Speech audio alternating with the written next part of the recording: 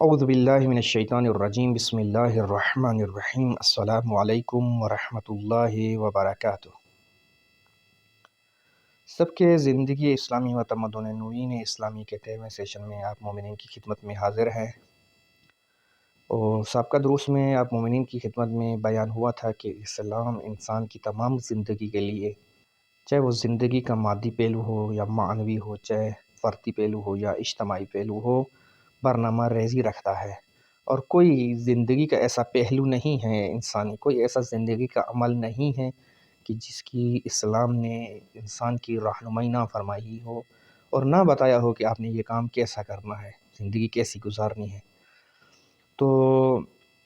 ہم جو ہے اس دروس میں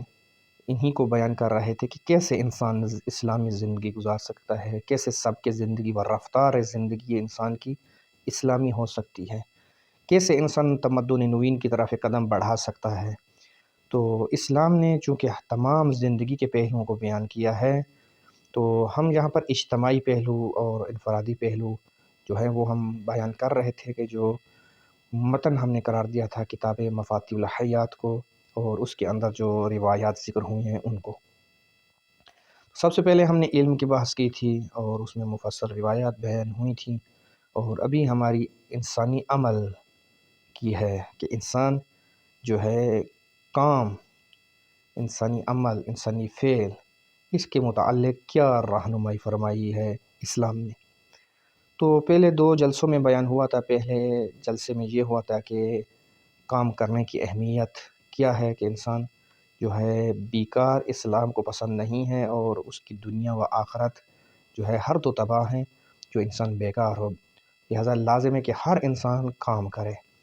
اور اس کے بعد دوسرے جلسے میں یہ بھی بیان ہوا تھا کہ وہ کام جو ہے کس طرح کرے، آیا جو ہے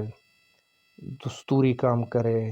یا اپنے ہاتھوں سے کرے۔ تو اسلام اپنے ہاتھوں سے محنت کرنے کو پسند کرتا ہے، کہ اس کے متعلق بھی روایات بیان ہوئی ہیں۔ آج جو ہمارا موضوع ہے اسی بحث کے اندر، وہ شخص کی جو سست ہے، ٹمبل ہے، کاہل ہے، اور جو ہے کسل ہے، اسلامی اصطلاح کے مطابق کسل ہے، یعنی وہی سست اور تنبل ہے، اس کو اسلام، اس کے متعلق اسلام کی کیا نظر ہے، اسلام میں آیا اس کے متعلق کوئی رہنمائی فرمائی ہے یا نہیں فرمائی، اس کے متعلق کیا بیان ہوا ہے اسلام میں۔ تو جہاں تک یہ بات ہے، ایسا شخص کے جو تنبل ہو، سست ہو، کسل ہو، تو اسلام اس کو پسند نہیں کرتا۔ بیکار انسان، سست انسان، تنبل انسان، کسل انسان جو ہے اسلامی معاشرے کے اندر اس کی کوئی جگہ، کوئی مقام نہیں ہے۔ تو اس حوالے سے جو روایات ہیں، ایک روایت ہے امیر المومنین علیہ السلام سے، جس کے اندر بیان فرماتے ہیں ان یقینی شغل و مجاہدہ فتصال الفراق مفسدہ۔ جس طرح انسان کو کام کرنے کے لیے کوشش کی ضرورت پڑتی ہے، اور اس کام کرنے کے اندر سختی ہوتی ہے، انسان کو تکلیف اٹھانی پڑتی ہے، محنت کرنی پڑتی ہے، تگ و دو کرنی پڑتی ہے، اسی طرح کہ وہ انسان کی جو کسل ہے اور فارغ رہتا ہے، ہمیشہ فارغ رہتا ہے، جس طرح کام کے اندر سختی ہے اور مشکل ہے، اسی طرح سے بیکاری کے اندر اور سستی کے اندر و فراغت کے اندر مفسدہ ہے، فساد ہے۔ یعنی یہ بیان فرما رہے ہیں کہ آپ کو یہ ذہن میں رہے کہ فارغ انسان فاسد ہو جاتا ہے، ہم جسمانی لحاظ سے فاسد ہو جاتا ہے، ہم معنوی و روحانی لحاظ سے فاسد ہو جاتا ہے۔ جیسے کہ آپ دیکھتے ہیں کہ یہ کہاوتوں میں اور جو ہے پرانے جو اقوال ہیں ان کے اندر ملتا ہے، اور کہتے بھی ہیں، آپ اکثر محاوروں کے اندر استعمال کرتے ہیں کہ جو پانی کھڑا رہتا ہے وہ گندا ہو جاتا ہے۔ حقیقتاً اسی مسئلے کو بیان کر رہا ہے کہ جو انسان دائمی یا ہمیشہ فارغ رہتا ہے، اکثر فارغ رہتا ہے، اور اس کا کوئی کام نہیں ہوتا، تو وہ فاسد ہو جاتا ہے۔ ہم جسمانی لحاظ سے فاسد ہو جاتا ہے،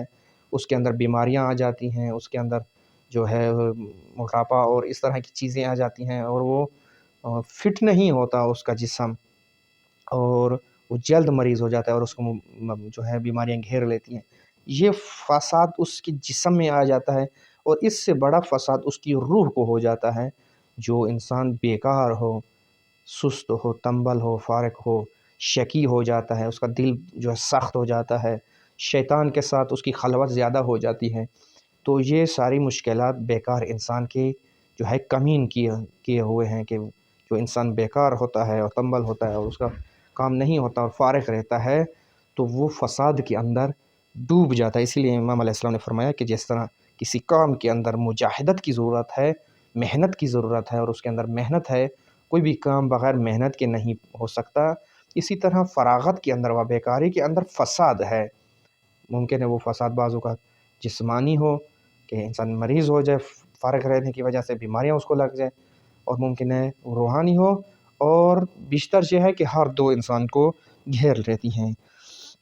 تو اسی طرح سے ایک اور روایت ہے امام محمد باقر علیہ السلام سے، اس میں آپ فرماتے ہیں الکسل یضر بالدین والدنیا۔ امام محمد باقر علیہ السلام فرماتے ہیں کہ یہ جو تنبلی ہے، یہ جو سستی ہے، یہ انسان کی دین کو بھی نقصان پہنچاتی ہے اور انسان کی دنیا کو بھی نقصان پہنچاتی ہے۔ یعنی تنبل انسان کی نہ دنیا ہے، جیسے وہ قرآن کی آیات میں بھی بعض ہے روایت خسرت الدنیا والآخرہ، ایک مصداق یہی ہے خسرت الدنیا والآخرہ کا، یعنی تنبل انسان کی دنیا بھی نہیں ہوتی، سست انسان کی دنیا بھی نہیں ہوتی اور آخرت بھی نہیں ہوتی۔ یعنی کیا کہ دنیا کو بھی نقصان پہنچاتا ہے یہ کسالت، یہ سستی، یہ تنبلی، اور جو ہے اس کے دین کو بھی یہ چیز نقصان پہنچاتی ہے۔ اسی طرح سے ایک اور روایت کے اندر امام صادق علیہ السلام فرماتے ہیں ایاک والکسل والزجر فانہما یمنعنک من حظک من الدنیا۔ امام صادق علیہ السلام نے اپنے جو ہے بچوں کو یہ بیان فرماتے تھے اور ان کو یہ نصیحت کرتے تھے کہ ایاک والکسل والزجر، یعنی آپ جو ہے دو چیزوں سے اپنے آپ کو محفوظ رکھو، دو چیزوں سے اپنے آپ کو بچاؤ، ایک سستی سے، اور دوسرا جو ہے بے حوصلگی سے، یعنی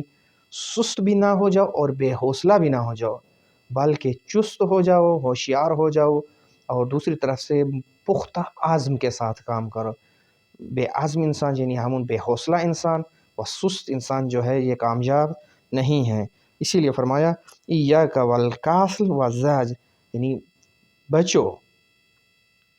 اپنے آپ کو بچاؤ کس چیز سے؟ سستی سے اور جو ہے بے حوصلگی سے۔ کیوں؟ فَإِنَّهُمَا يَمْنَعَنِكَ مِنْ حَظِّكَ مِنَ الدُّنْيَا وَالْآخِرَةِ۔ یہ جو دو چیزیں ہیں، یہ دو بڑے معنی ہیں، یہ دو بڑی رکاوٹیں ہیں آپ کی دنیا سنوارنے کے لیے اور آپ کی آخرت سنوارنے کے لیے۔ یعنی اگر آپ جو ہے سست ہوئے اور بے حوصلہ انسان ہوئے تو آپ نہ اپنی دنیا سنوار سکتے ہو اور نہ ہی اپنی آخرت سنوار سکتے ہو۔ لہٰذا یہ دو بڑی رکاوٹیں ہیں دنیا اور آخرت کو سنوارنے کے لیے، لہٰذا ان دونوں سے بچو، بس سست نہ ہو جاؤ اور بے حوصلہ بھی نہ ہو جاؤ، بلکہ اپنے اندر چستی لاؤ اور ہر کام کو حوصلے کے ساتھ، عزم کے ساتھ، ارادے کے ساتھ جو ہے انجام دو۔ ایک اور روایت بھی ہے، وہ بھی امام صادق علیہ السلام سے ہے کہ اگر آپ جو ہے سست ہوں گے تو یہ سستی باعث بنے گی کہ آپ کی تحقیر ہو، یعنی آپ کی اس مختلف جگہوں کے اوپر بے عزتی ہو اور آپ دوسروں کے سامنے ذلیل ہو جائیں۔ فرماتے وَلَا تَكُنْ وَاحِنًا يُحَقِّرُكَ مِنْ عَرَفَكَ، چونکہ اگر آپ سست ہوئے تو وہ لوگ جو آپ کو جانتے ہیں کہ آپ سست اور تنبل ہوں آپ کو تحقیر کریں گے، ان سے آپ تحقیر ہو جائیں گے، ان سے آپ کی مثلاً جو ہم اپنی زبان میں کہتے ہیں کہ آپ بے عزت ہو جائیں گے، ذلیل ہو جائیں گے، لہٰذا سست نہ بنو۔ اور اسی طرح ایک اور روایت کے اندر بھی فرماتے ہیں وَلَا تَكُونُوا قُلُولًا عَلَى النَّاسِ، یعنی سست نہ بنو۔ کیوں سست نہ بنو؟ چونکہ سست انسان جو ہے یہ سنگینی ہوتا ہے، یہ ایک وزن ہوتا ہے لوگوں کے اوپر، یہ خود تو کچھ کر نہیں سکتا، سست ہے، تنبل ہے، بس اس کی جو اپنے وظائف ہیں، جو اپنے کام ہیں، یہ دوسروں کے کاندھوں پہ چلے جاتے ہیں۔ اگر یہ نہیں کرے گا تو ظاہر سی بات ہے یہ کوئی اور اس کے ساتھ وہ کام کروائے گا یا اس کی کرے گا، تو لہٰذا اس کا بوجھ وہ کسی اور کے اوپر چلا جائے گا، یعنی یہ لوگوں کے اوپر بوجھ بن جاتے ہیں، لہٰذا سست نہ بنو۔ اور اسی طرح سے ایک اور روایت کے اندر فرماتے ہیں ابغض الخلق الی اللہ جیفۃ باللیل وطعن بالنہار، کہ خداوند متعال کو ناپسندیدہ ترین چیز یہ ہے، وہ شخص ہے کہ جو رات کو سوتا ہے اور دن کو بیکار رہتا ہے، رات کو آرام کرتا ہے، سوتا رہتا ہے، اور جب دن ہوتا ہے تو پھر اس کا کوئی کام نہیں ہے، پھر بیکاری میں مشغول ہو جاتا ہے، اور یہ بہت بڑا جو ہے ناپسندیدہ عمل ہے خدا کے نزدیک، یعنی اس خدا ایسے انسان کو پسند نہیں کرتا۔ اور یہ دیکھیے، یہ ایک معاشرے کی آفت ہے، بہت بڑی آفت ہے کہ اب جو ہے راتوں کو سوتے رہتے ہیں، دوسرے کاموں میں مشغول رہتے ہیں، پھر پورا پورا دن جو ہے بیکاری میں گزار دیتے ہیں۔ یہ آج ہمارے معاشرے کی روٹین ہے، آج تقریباً ایسے چل رہا ہے ہمارے کلچر کے اندر کہ جو دن کو دیر تک سوئے وہ اپنے آپ کو شاید کوئی قہرمان سمجھتا ہے، کوئی بڑی چیز سمجھتا ہے کہ میں تو، آپ مثلا آئے دن یہ سنتے ہوں گے کہ مثلا کوئی ایک دوسرے کو بات کرتا ہے کہ یار صبح میرا یہ کام ہے، میں مثلا آپ کے پاس آنا چاہتا ہوں، تو جو ہے نا آ جاؤں، کل آپ کے پاس آ جاؤں، آنا چاہتا ہوں، آپ سے ملاقات کرنا چاہتا ہوں، تو کہتے ہیں ٹھیک ہے آ جاؤ، لیکن کتنے بجے آؤ گے؟ مثلا وہ اگر بندہ کہے کہ 8 بجے آتا ہوں، یا مثلا 9 بجے صبح آپ کے پاس آتا ہوں، کہتے ہیں نا نا نا، میں تو اصلا 12 بجے اٹھتا ہوں، ٹھیک ہے میں 12 بجے اٹھتا ہوں، ناشتہ کرتا ہوں، فلاں کرتا ہوں، اصلا میں اس طرح نہیں، تو آپ مثلا بعد ظہر آ جاؤ، آپ عصر کے ٹائم آ جاؤ، فلاں فلاں۔ تو یہ چیز خدا کو پسند نہیں ہے، اور یہ اس چیز کو بڑا فخر کے ساتھ بیان کیا جاتا ہے، او بھائی میں تو اٹھتا ہی 10 بجے ہوں، او بھائی میں تو اٹھتا ہی 1 بجے ہوں۔ 1 بجے اٹھنا یا 10 بجے اٹھنا، یا کہیں کہ 12 بجے اٹھنا، یہ نہ تو کوئی فضیلت ہے، اور نہ کوئی یہ مردانگی ہے، اور نہ ہی کوئی ایسی چیز ہے کہ جس کے اوپر انسان فخر کرے اور اس کو بیان کرے، بلکہ اگر کسی میں یہ چیز پائی جاتی ہے تو وہ لوگوں کو بیان کرتے وقت اس کو شرم آنی چاہیے کہ ایک انسان، جو انسان ہے، حیوان تھوڑی ہے کہ 1 بجے تک دن کو سوتا رہے، حیوان تھوڑی ہے جو مثلا اس کا کوئی کام نہیں ہے، بیکار ہے، فقط کھانا ہے، پینا ہے، سونا ہے، نا، یہ انسان ہے۔ انسان انسانیت کے اندر خوبصورت نظر آتا ہے، نہ حیوانیت کے اندر خوبصورت نظر آتا ہے۔ انسان کی فضیلت انسانیت کے اندر ہے، انسان کی فضیلت حیوانیت کے اندر نہیں ہے۔